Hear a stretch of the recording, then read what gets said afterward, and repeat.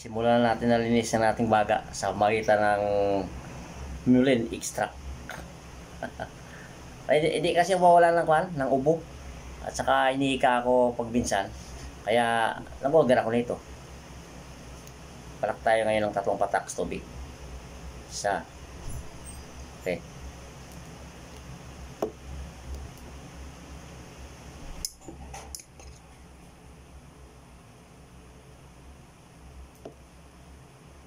Patak.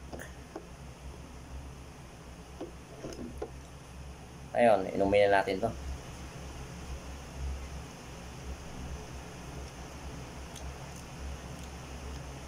Parang wala lang.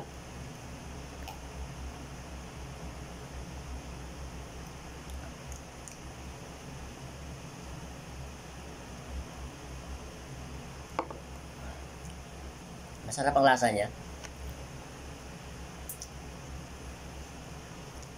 Bye-bye. Sana mawala na yung ko. Yung ubo at ang hika. Sana linisin na ng mulin.